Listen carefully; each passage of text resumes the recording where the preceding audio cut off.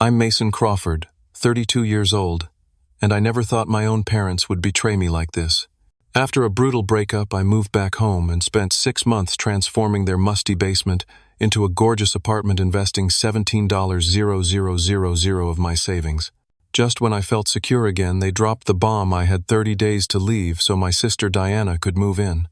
The shock and disbelief I felt that night still haunts me. Before I continue this family betrayal story, let me know where you're watching from in the comments. Hit that like button and subscribe to see how I made sure I got back every penny and more. Life has a way of humbling you when you least expect it. Before moving back to my parents' house, I was doing well as an electrician with my own apartment and a relationship I thought would lead to marriage. Then I discovered Amanda, my girlfriend of 5 years, had been cheating with her coworker for months. I found text messages on her phone when she asked me to check the weather one morning. The evidence was undeniable, and our relationship ended that same day. The breakup left me emotionally drained. Not only did I lose my partner, but we had been sharing an apartment that neither of us could afford alone. Amanda's parents bought out my portion of the lease, and I found myself without a home at 32 years old. "You can always stay with us until you get back on your feet," my father Richard offered when I called to tell them what happened. My mother Elaine chimed in on speakerphone. "The basement is just sitting there empty. It's not much, but it's private." I accepted their offer with gratitude, expecting to stay for a few months while I saved for a new apartment. When I arrived with my belongings, I realized the basement was in worse condition than I remembered. The concrete floors were cold and cracked. The drop ceiling was stained from old water damage. The lighting consisted of a few bare bulbs that cast harsh shadows.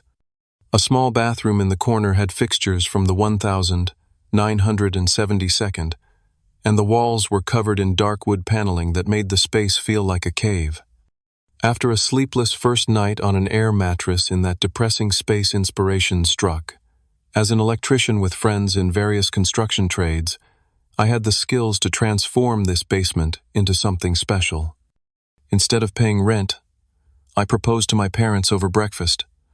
What if I renovate the basement? I could turn it into a proper apartment. My father's eyes lit up. "You could do that. Really make it livable down there." "Absolutely. New electrical, drywall, flooring, proper bathroom, even a small kitchen area. It would add value to your house, and I'd have a decent place to stay while I rebuild my savings." My mother seemed thrilled. "That would be wonderful, Mason. We've wanted to fix up that basement for years." We shook hands on the deal. I would provide the labor and materials in lieu of rent, with the understanding that I could stay for at least 1 to 2 years. No contracts were signed. After all, these were my parents, and I trusted them completely. I threw myself into the renovation with the focus of someone trying to heal. Each day after my regular job, I'd work 4 to 5 additional hours on the basement. Weekends were entirely dedicated to the project.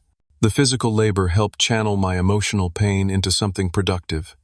First came demolition, tearing out the musty paneling, removing the drop ceiling, and jackhammering the cracked sections of the concrete floor. My friend Jake, a contractor, helped me with the heavy lifting and advised on the construction sequence. Next, I addressed the foundational issues. I sealed cracks in the walls, installed a proper sump pump, and applied waterproofing treatments. The last thing I wanted was to build out a beautiful space, only to have it flood during the first heavy rain. With the basement now a blank canvas, I began the real transformation. I installed new electrical wiring throughout, adding recessed lighting, wall sconces, and plenty of outlets. I built stud walls and hung drywall, creating separate spaces for a bedroom, living area, and kitchen. I installed insulation to keep the space warm and reduce sound transfer. For the bathroom, I gutted the existing closet-sized space and expanded it, adding a walk-in shower with glass doors, a modern vanity, and proper ventilation. The kitchen area received cabinetry I found on clearance, stainless steel appliances. I purchased new and quartz countertops that were a splurge but worth every penny. The flooring transformation was dramatic. I installed luxury vinyl plank that looked like hardwood but would stand up to the occasional basement moisture. I painted the walls in warm, neutral tones and added trim work that gave the space a custom look. One of the most significant improvements was creating a separate entrance. I widened an existing window, well-installed concrete steps, and added a steel door that provided security and independence. Now I could come and go without disturbing my parents. The final touch was furnishing the space with a combination of new purchases and quality second-hand finds. When completed, the 800-square-foot basement looked like something from a home renovation show, modern, comfortable, and unrecognizable from its former state. The project took 6 months and $17,000 of my personal savings, not counting the countless hours of labor. My parents were amazed by the transformation. "I can't believe this is the same basement," my mother said during the grand reveal. "You could charge rent for a place like this." "You've increased the value of our home by at least $30,000, my father added, slapping me on the back. "You've got a real talent, son." I settled into my new apartment with pride. The space was comfortable and completely mine. I established a routine: early mornings at the gym, days at work, evenings spent either in my apartment or occasionally joining my parents upstairs for dinner. The arrangement worked perfectly. I began rebuilding my savings and slowly healing from my breakup. For the first few months, everything seemed ideal. Then I began noticing odd behavior from my parents. They would abruptly end phone conversations when I entered the room. I caught them whispering to each other on several occasions. When I asked if everything was okay, they would smile too brightly and change the subject. "Just discussing some boring retirement stuff," my father would say, or "nothing important, just planning a surprise for someone," my mother would deflect. I dismissed my concerns, attributing their behavior to some private matter that wasn't my business. After all, they had been nothing but supportive since my return home. I had no reason to suspect the betrayal that was coming. My younger sister Diana and I have always had a complicated relationship. Growing up, she was the family favorite, the artistic one with big dreams who could do no wrong. 3 years younger than me, Diana had moved to California after college to pursue a career in fashion design. While I stayed in our hometown building a practical career as an electrician, Diana chased her dreams in Los Angeles, rarely returning home except for major holidays. Our parents never hid their pride in Diana's ambitious pursuits, often introducing her as our daughter, the fashion designer in Los Angeles, while I was simply our son, the electrician. I had made peace with this dynamic years ago, focusing on building a stable life rather than seeking their approval. The first hint of Diana's return came during a routine Sunday dinner upstairs with my parents. My mother mentioned casually, "I spoke with your sister yesterday. Her fashion startup is having some issues." "What kind of issues?" I asked, more out of politeness than genuine interest. "Financial problems," my father interjected. "Apparently their investor pulled out, and they had to close the studio." My mother sighed dramatically. "She's taking it pretty hard. She put everything into that business." I offered the appropriate sympathetic response while inwardly wondering if Diana had finally experienced the reality check that comes when dreams collide with practical matters like paying bills. 2 weeks later, my mother dropped the real news. "Diana is moving back home for a while to regroup, just until she figures out her next steps." "That's probably good for her," I replied. "When is she coming?" "Next week. We're preparing the guest room upstairs for her." The arrangement seemed reasonable. The guest room was small but comfortable, and having Diana upstairs while I occupied the basement would give everyone enough space. Diana arrived with 6 suitcases and an air of defeated entitlement. Dinner, that first night, was all about her. The betrayal by her business partner, the unfairness of the Los Angeles fashion scene, the trauma of having to leave her apartment.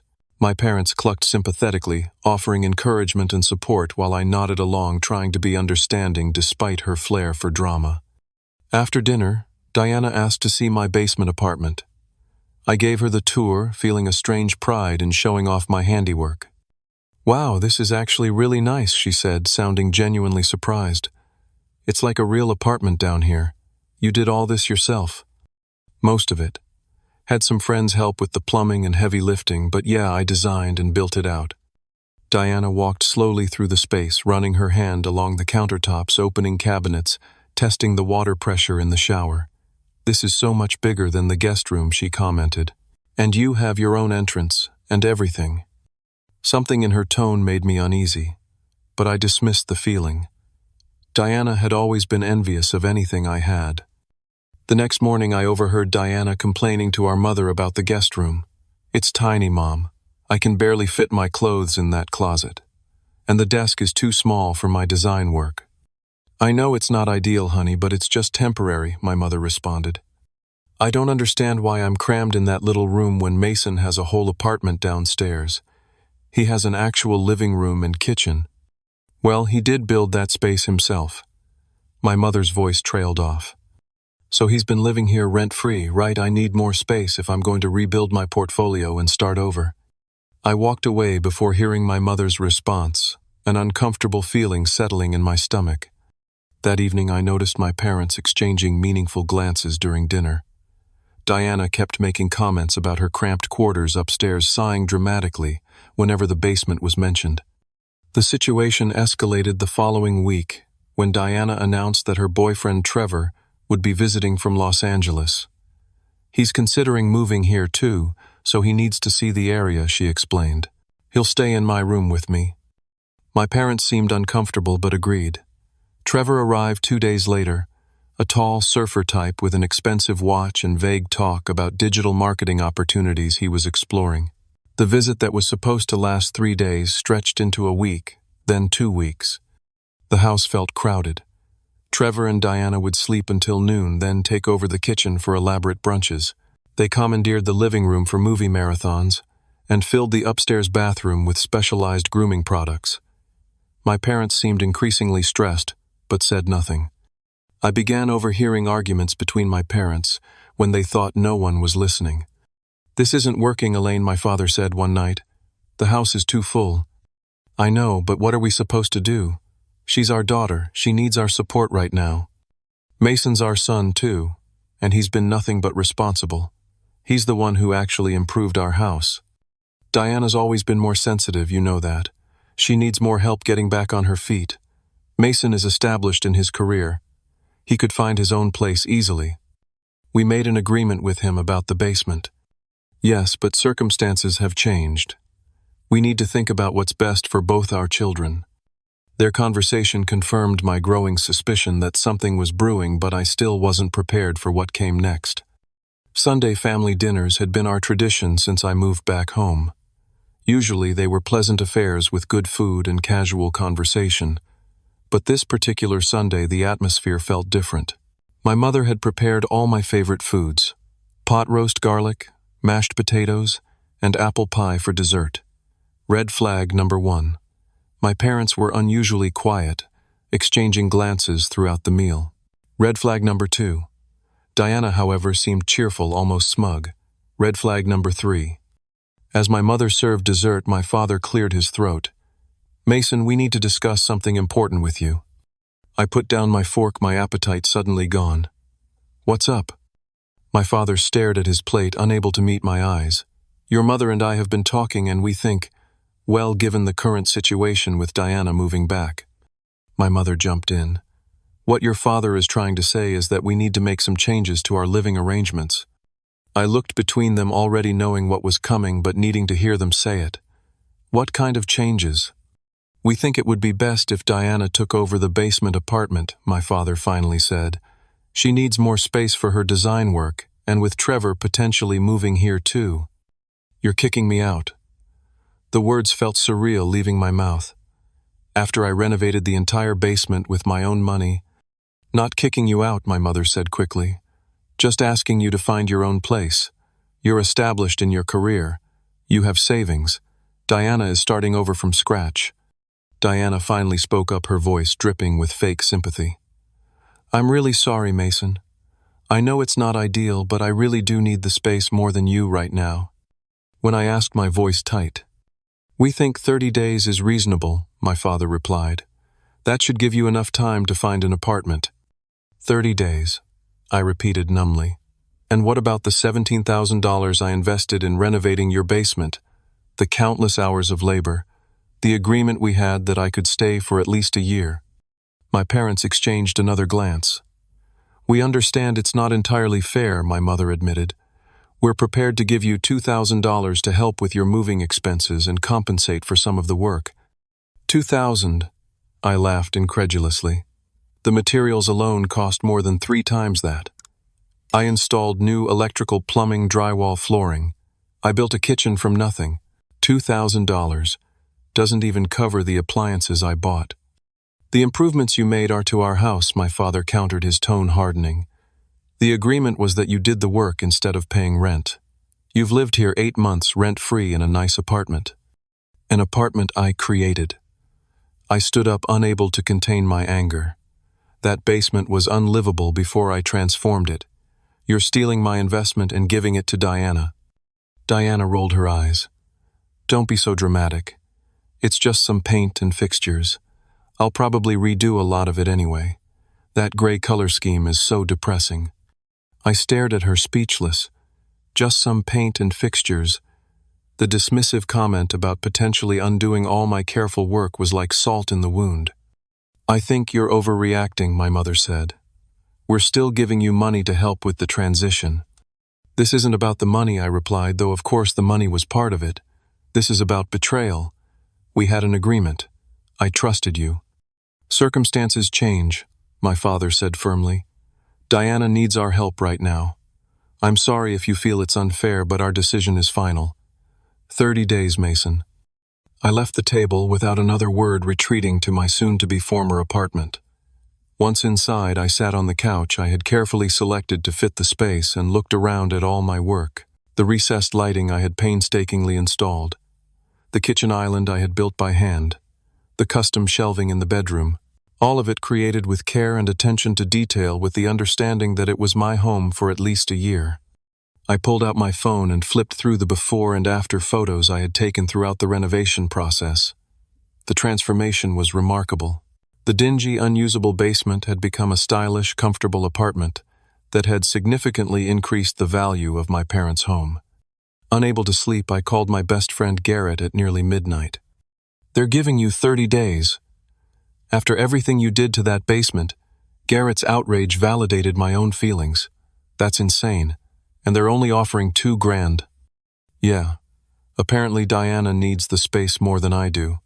I couldn't keep the bitterness from my voice. This is about Diana. Let me guess. Another one of her dreams failed, and now she's back home expecting everyone to accommodate her.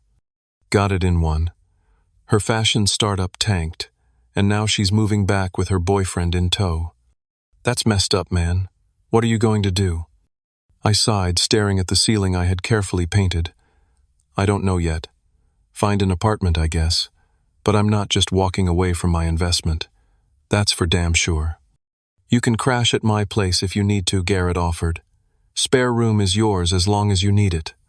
The offer of genuine support almost broke me. Thanks, man. I might take you up on that. After ending the call, I lay awake for hours, cycling through shock, hurt, anger, and disbelief. How could my parents do this to me? How could they so casually disregard the agreement we had made? How could they value Diana's needs so far above mine? By morning, my hurt had crystallized into resolve. I would leave as requested, but not before ensuring I received fair compensation for my investment. If my parents wanted to treat our agreement as a simple business transaction rather than a family matter, then I would respond in kind. They would learn that betraying me had consequences. The morning after the bombshell announcement, I called in sick to work. I needed time to think and plan. My first call was to Bernard Collins, a lawyer who had done some contract work for my electrician business. I explained the situation and asked if I had any legal recourse. It's complicated because there's no written agreement, Bernard explained, but there's a legal concept called unjust enrichment that might apply here. Essentially, it means someone shouldn't benefit unfairly at another person's expense. That's exactly what's happening, I replied. They're getting a fully renovated basement apartment worth thousands more than what they're offering me. The key is documentation, Bernard advised. Can you prove what the basement looked like before? Do you have receipts for materials and appliances, photos of the work in progress? I have all of that. I documented the entire renovation process. Good. Here's what you should do next. Following Bernard's advice, I spent the day creating a detailed record of my investment in the basement. I organized receipts for every purchase, from major appliances to small items like switch plates and cabinet pulls. I compiled before, during, and after photos that showed the dramatic transformation. I created a spreadsheet itemizing labor hours, calculating what I would have charged a client for the same work. Next, I reached out to Jake, my contractor friend who had helped with parts of the renovation. I need your professional opinion on something, I explained before telling him what had happened. Jake was furious on my behalf. That's cold, man. Really cold. I need to know what items I can legally remove when I leave. Things that could be considered personal property, rather than permanent fixtures. Jake thought for a moment. Appliances for sure if you bought them. Lighting fixtures can be replaced with basic ones. The bathroom fixtures, cabinet hardware. Anything that could be reasonably removed without damaging the structure. I made a list, as he spoke already formulating a plan. What about the mini-split AC heating system I installed? That's a gray area. You could argue it's yours if you bought and installed it, but they might fight you on that one. I also researched rental prices in the area, collecting listings for comparable basement apartments. If my parents wanted to treat this as a landlord-tenant situation, they should have charged market-rate rent, which would have been at least $1,200 monthly for a space like the one I created. 8 months of free rent would indeed be worth about $9,600, but that still left a significant gap between my investment and the compensation they offered. Armed with this information, I attempted another conversation with my parents. I laid out the documentation on their kitchen table, receipts, photos, labor calculations, and comparable rental listings. According to my calculations, I explained calmly, the total value of improvements I made is approximately $32,000, including materials and labor. Subtracting 8 months of market rate rent at $1,200 per month, that still leaves $22,400 that I have essentially gifted to you. My father barely glanced at the paperwork. This isn't a business transaction, Mason. It's a family matter. It became a business transaction when you decided to evict me from the space I created, I countered. I'm simply asking for fair compensation for my investment. We've already offered you $2,000, my mother said. That's generous considering you've lived here rent-free. Rent-free in exchange for renovations that increased your property value by over $30,000, I reminded them. $2,000 doesn't begin to cover it. What exactly are you asking for? My father demanded.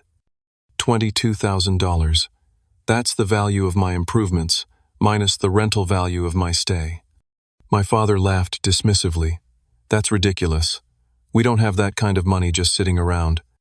Then perhaps Diana should find her own apartment, and I should stay in the space I created as agreed. That's not happening, my mother said firmly. Diana needs our support right now. And I don't, I asked quietly.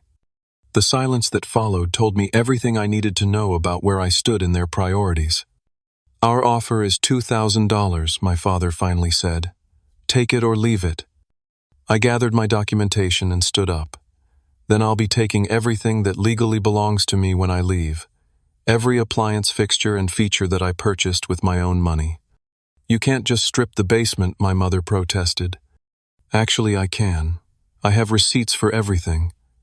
Items I purchased remain my property, unless specifically gifted to you, which they weren't. My father's face reddened. This is how you want to handle this? Like some kind of mercenary? I learned from the best, I replied, coldly leaving them staring after me in shock. Diana had been eavesdropping from the hallway. You're being incredibly selfish, she said as I passed. Mom and Dad have done everything for you. And nothing for you, right? I replied sarcastically. Enjoy the basement, Diana. What's left of it anyway? Back in my apartment, I began formulating my 3-phase exit strategy. Phase 1 was already complete documentation and legal consultation.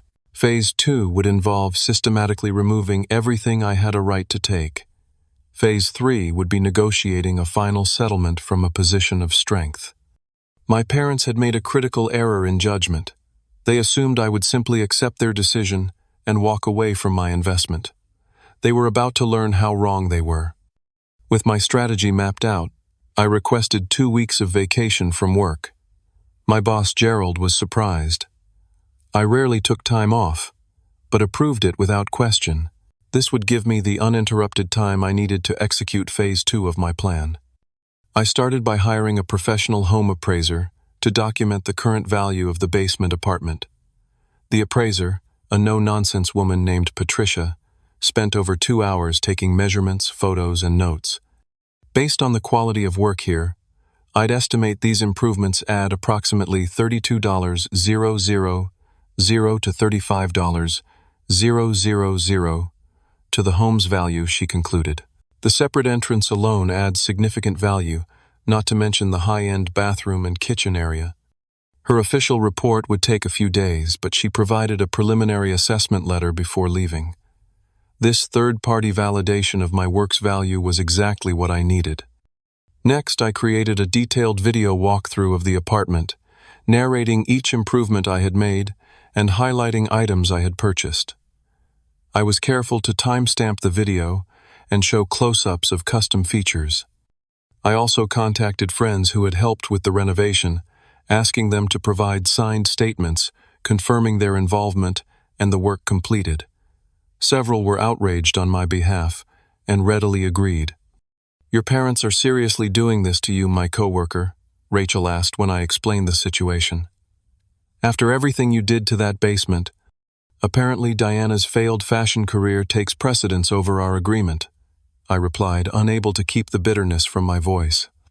"That's cold," Rachel shook her head. "What can I do to help?"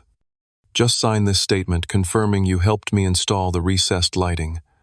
I'm building a case."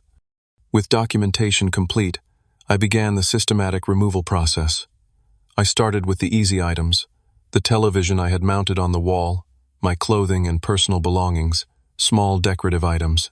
These normal moving activities didn't raise any alarms with my parents, who seemed relieved I was complying with their timeline.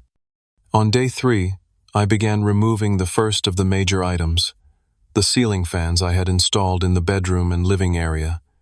I carefully detached them, patched the ceiling, and installed basic light fixtures in their place. The mini-split AC heating system I had invested $3 200-inch was next. I had specifically chosen a model that could be uninstalled and reinstalled elsewhere, planning ahead for the possibility of eventually moving out. I spent half a day carefully removing it, sealing the wall penetrations and packaging it for transport to storage. By the end of the first week, my parents began to notice the changes. My mother came downstairs while I was removing the custom shower fixtures and replacing them with the basic builder-grade ones that had been there originally. "What are you doing?" she asked, alarmed. "Taking what belongs to me," I replied calmly, not pausing in my work. "I purchased these fixtures. Here's the receipt if you'd like to see it." She watched in dismay as I continued unscrewing the rainfall shower head. "But the bathroom won't be functional without a shower head. It will have the same basic shower head it had before I renovated. I'm not removing anything that would make the space unusable, just returning it to its original state, or replacing my purchases with basic equivalents." "This feels vindictive," she said quietly. I finally turned to look at her. Vindictive would be removing everything and leaving holes in the walls. I'm simply reclaiming my property while leaving the space in functional condition. If Diana wants luxury fixtures, she can purchase them herself, just like I did. My mother left without further comment, but I heard her and my father arguing upstairs that evening. The most dramatic confrontation came when I began disconnecting the stainless steel refrigerator stove and dishwasher I had purchased. Diana stormed downstairs, Trevor trailing behind her. "You can't take the appliances," she shouted. "How am I supposed to cook?" "The same way I was supposed to before I installed them. You aren't," I replied, continuing to unhook the water line from the refrigerator. "There was no kitchen here before I built one. If you want appliances, you can buy your own." "Mom, Dad," Diana yelled up the stairs. "Mason is gutting the kitchen." My father came downstairs, his face flushed with anger. "This has gone far enough, Mason. You're being childish." I straightened up and faced him. "I'm being childish. You broke our agreement, offered me a fraction of what my work is worth, and expected me to just accept it. Now you're upset that I'm taking my own property with me." "Those appliances are part of the house now," he insisted. "No, they're not. I have the receipts right here. I pulled the folder from my backpack and showed him the documentation. Purchased by me, installed by me, owned by me. I never gifted them to you or the house. I'll call the police if you keep this up, he threatened. Go ahead, I challenged. I've already consulted a lawyer. Everything I'm taking is legally mine, but by all means get the authorities involved. I'm sure they'd be interested to hear about how you're trying to claim ownership of property you didn't pay for. The mention of legal counsel gave him pause. He stared at me for a long moment, then at the half-dismantled kitchen. This isn't what we wanted, Mason. What did you want, Dad? For me to invest thousands of dollars and countless hours creating a beautiful living space, then simply hand it over to Diana because she failed in California. For me to quietly accept being devalued and dismissed. After everything I contributed to this house. He had no answer for that. By the end of the second week, the transformation was complete, in reverse. The basement was still improved from its original state. I couldn't remove the drywall flooring or structural changes, but all the high-end finishes, appliances, and fixtures that had made it special were gone, replaced with basic, functional equivalents, or removed entirely.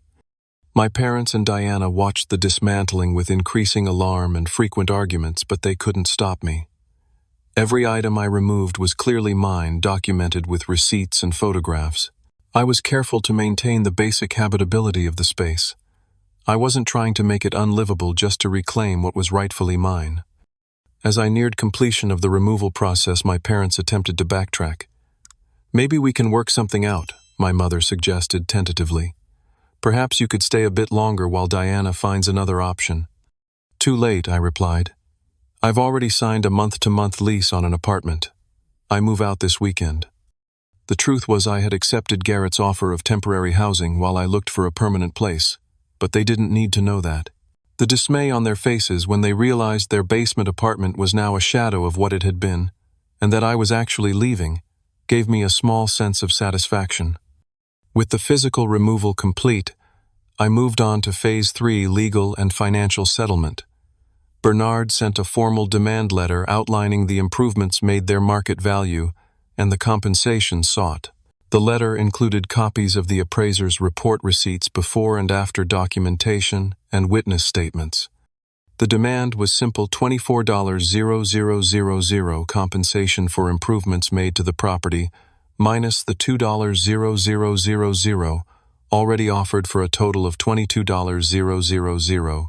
The letter concluded with a note that if a satisfactory resolution wasn't reached within 10 days, we would pursue legal action for unjust enrichment. My parents received the letter 3 days after I moved out. I had expected anger, but their actual reaction surprised me. My father called his voice subdued. We need to talk about this letter from your lawyer. We arranged to meet at a neutral location, a coffee shop downtown. Both my parents arrived looking tired and somewhat defeated. $22,000 is still too much, my father began without preamble. The appraiser valued the improvements at $35,000, I countered. Even after accounting for my rent-free stay, $22,000 is more than fair. We don't have that kind of cash available, my mother said. You have home equity, I replied. The renovations I did increased your property value. You can take out a home equity loan. They exchanged glances. We've discussed it, my father admitted. We could potentially offer $18,000. $22,000, I maintained firmly. That's already a compromise from the full value.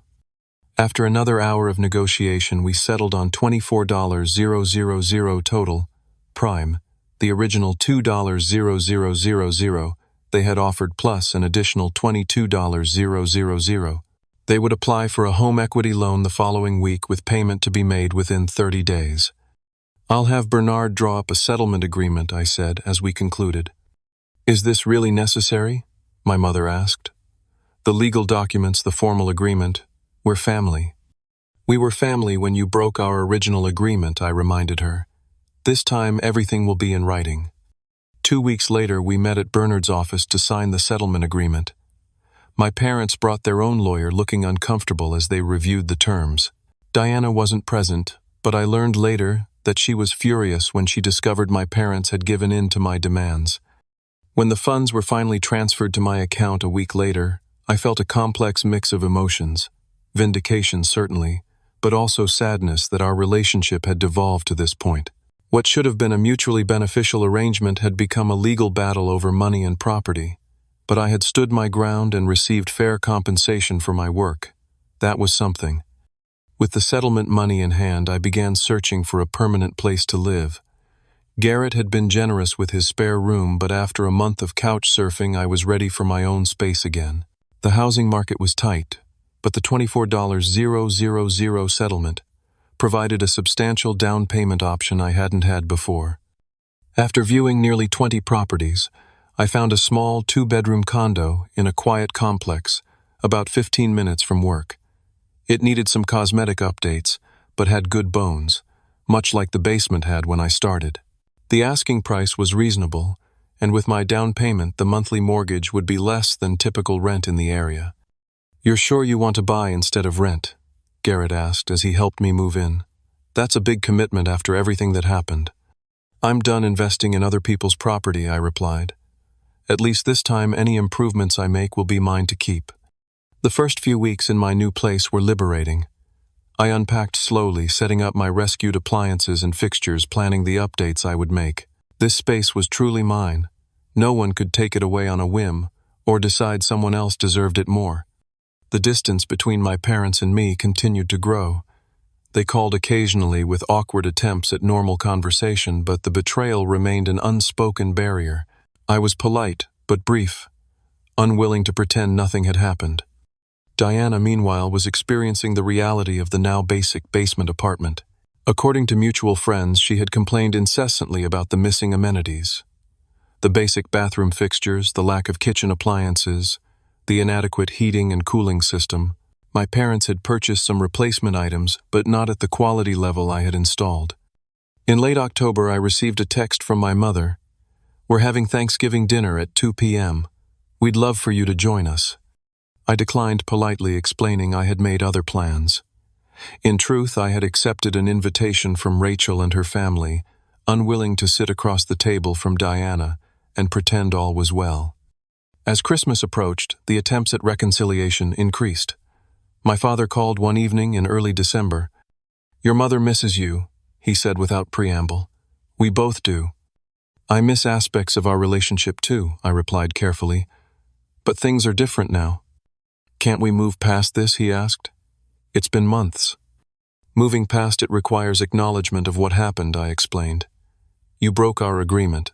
You prioritized Diana's wants over my needs and the commitment you made to me. That fundamentally changed our relationship." "We made a mistake," he admitted, the first time either of them had acknowledged any wrongdoing. "We should have handled it differently." It was a start, but not enough for me to simply return to normal family relations. "I need time," I told him, "and clear boundaries going forward." Christmas came and went. I sent gifts but declined the invitation to dinner, spending the day instead with friends who had become more like family in recent months. In January, an unexpected visitor arrived at my condo, my father alone and looking uncomfortable on my doorstep. "Can I come in?" he asked. "I'd like to see what you've done with the place." I hesitated but stepped aside to let him enter. He walked slowly through the condo, nodding appreciatively at the improvements I'd already made. New paint, updated lighting, refinished cabinets. "You've got a real talent for this," he said, echoing words he'd spoken about the basement nearly a year earlier. "The place looks great." "Thanks," I replied, uncertain where this was heading. He sat heavily on my couch, looking older than I remembered.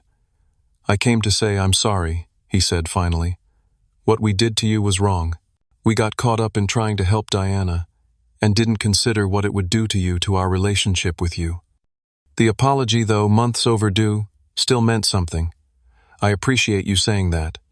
Diana and Trevor broke up," he continued. "She's talking about moving to New York now. The basement might be empty again soon." I couldn't help but laugh. The classic Diana cycle. Chase a dream, fail, retreat home, make new plans, repeat. My father's mouth twitched. "That's not entirely fair, but not entirely wrong either." He sighed. "We've enabled her. I see that now, and we hurt you in the process." That acknowledgement began a slow healing process. I didn't immediately return to regular family dinners or holiday celebrations, but I did start accepting occasional invitations. Our relationship was different, more careful, more bounded, but it was a relationship nonetheless. Diana did indeed move out of the basement 2 months later, heading to New York with vague plans about fashion journalism. The basement apartment sat empty, a monument to misplaced priorities and broken trust. In a surprising development, my parents called in early spring, asking if I would help them fix an electrical issue in the house. The kitchen outlets keep tripping the breaker, my father explained. We got a quote from an electrician, but I thought maybe. It was an olive branch of sorts, an acknowledgement of my skills and a small step toward rebuilding trust. I agreed to take a look, spending a Sunday afternoon rewiring their kitchen circuit. We worked side by side in a way that felt familiar yet new, my father handing me tools while I explained what I was doing. We miss having you around, he admitted as we finished up. The house feels different without you. I miss certain things too, I replied honestly. But I'm happy in my condo. It's important for me to have my own space that no one can take away. He nodded, understanding the subtext. You've done well for yourself, Mason. I'm proud of how you handled everything, even though it was hard for us at the time. That comment, simple as it was, helped heal something in me. The acknowledgement that I had been right to stand up for myself, to demand fair treatment, validated the difficult stand I had taken. Over the following months, my career continued to thrive. The confidence I had gained from standing up to my parents translated into assertiveness at work. I successfully negotiated a promotion and raised my rates for side jobs. I began dating again, approaching relationships with clearer boundaries and expectations. 6 months after moving out, I received an unexpected invitation. My parents wanted my opinion on a potential kitchen renovation. Nothing major, my mother explained over the phone. But we're thinking about updating the cabinets and countertops. You have such a good eye for these things. I politely declined to take on the project myself, but offered advice on materials and layout. I can recommend a good contractor, I told them. Jake did excellent work on my condo bathroom. They accepted the recommendation without pressing for more involvement from me. A small but significant respect for my boundaries that I appreciated. Nearly a year after the eviction, my parents invited me to dinner at their house. I arrived to find only the three of us. No Diana, no drama. My mother had prepared my favorite meal, reminiscent of that fateful Sunday dinner, but this time without ulterior motives. Over dessert, my father cleared his throat. We want you to know that we understand now how badly we handled the situation with the basement. Breaking our agreement with you was wrong, and trying to undervalue your contribution was worse. My mother reached across the table to touch my hand. We let our tendency to rush to Diana's rescue cloud our judgment. It cost us your trust, and nearly cost us our relationship with you. I appreciate that, I said, genuinely moved by their acknowledgement. It took me a while to understand that this wasn't just about the basement or the money. It was about feeling like my contributions and needs didn't matter as much as Diana's.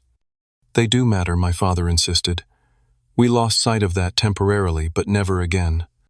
Remarkably, Diana herself called me a few weeks later. Her New York adventure had ended predictably. Another failed attempt, another retreat. But this time she had rented her own apartment instead of moving back to our parents' basement. I get it now, she admitted. What it means to create your own space, to invest in something, and have it be yours. I was wrong to expect them to give me your apartment, and I was wrong about how easy it would be to replace what you built. Her apology, while not changing the past, provided a sense of closure I hadn't realized I needed. As I look back on that turbulent year, I realized that standing up for myself changed more than just my living situation. It transformed my relationship with my family, establishing boundaries and respect that hadn't existed before. It boosted my confidence and self-worth in ways that extended to every area of my life. And perhaps most importantly, it taught my parents and sister valuable lessons about fairness, consequences, and the true meaning of family support. It's been just over a year since I moved out of my parents' basement apartment, and looking back, I can see how that painful experience transformed my life in unexpected ways. My condo has become the home I always wanted. I've painted every room, installed new flooring in the kitchen, and upgraded the bathroom with some of the fixtures I salvaged from the basement. Each improvement feels different knowing it's mine, to keep mine, to enjoy mine, to benefit from if I ever decide to sell. The relationship with my parents has found a new equilibrium. We'll never return to the blind trust I once had, but in many ways our current relationship is healthier. There are clear boundaries now, mutual respect, and a shared understanding that family bonds don't give anyone the right to take advantage of another.